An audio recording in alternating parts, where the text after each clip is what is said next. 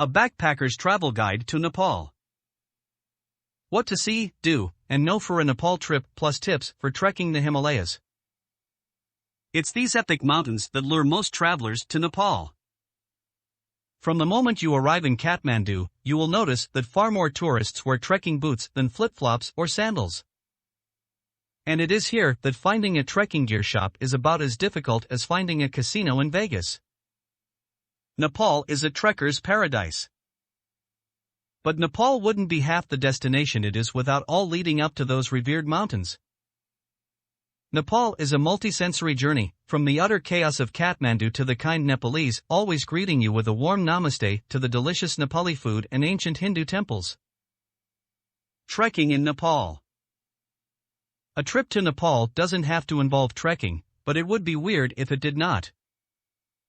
After all, Nepal is known as one of the world's best places for trekking, not just thanks to the epic Himalayas, but because trekking is so accessible and well supported in Nepal. Mount Everest gets all the media attention, but you don't need to be a super pro trekker or mountaineer to experience the majesty of the Himalayas.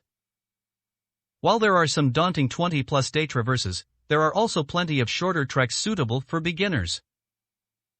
What makes the logistics relatively easy is that many trails pass through mountain villages where you can eat and sleep. The more remote trails are dotted with tea houses, a lodge offering basic accommodation and food for just a few dollars worth of rupees a night. For an extra fee, some tea houses may even let you shower or charge your electronics. In case you were wondering, yes, they also serve tea. The tea houses and villages eliminate the need for camping and provide a reliable support network on most routes. Besides this, train guides and porters are cheap by Western standards, about $10 to $15 per day for a guide or $5 to $10 for a porter, someone who can carry your luggage on the trek. While trekking in Nepal is very well supported, it's nevertheless important to get some travel insurance for your trip to Nepal. This is not just some rote advice. During my trek, I met an Australian who had severely injured his knee and urgently needed a helicopter ride back to Kathmandu. As the chuga-chuga of the helicopter approached the tea house, he was definitely bragging to everyone how his insurance was the best money he ever spent. His insurance covered this emergency in full, a cost of well over $10,000. I'm saying this just so you can be like this guy and not the person who has to spend $10,000 on a medevac. There are many travel insurance providers, though I like to recommend Hemando. I'm an affiliate partner while using them myself. If you plan to hike above 3,000 m, be sure to get their Adventure Sports add-on. For hikes under 3,000 m, the standard Hemando package will suffice. Getting to Nepal.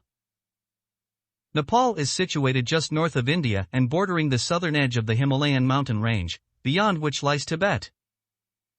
There are multiple overland borders, but you will need to fly in if you're coming specifically to Nepal. Nepal's only international airport, Tribhuvan International, is relatively small, with around a dozen aircraft stands. If you're coming from, say, Europe or North America, you'll likely have to make a stopover in India or the Middle East.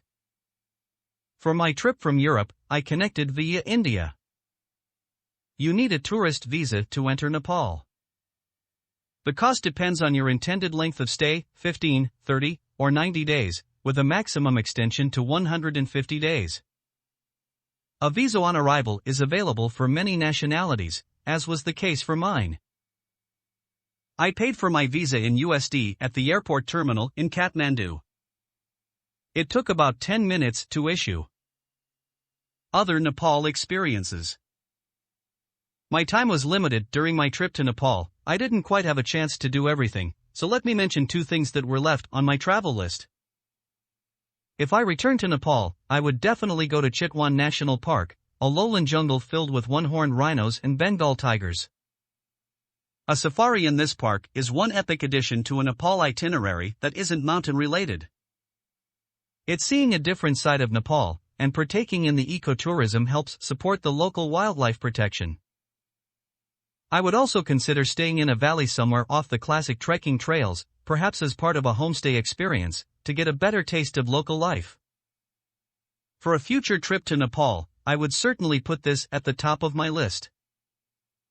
In all of my travels around the world, visiting Nepal was a definite highlight. Nepal's low level of development can throw up the occasional challenge, but it's all part of the adventure. Travel to Nepal and you are sure to have an unforgettable experience.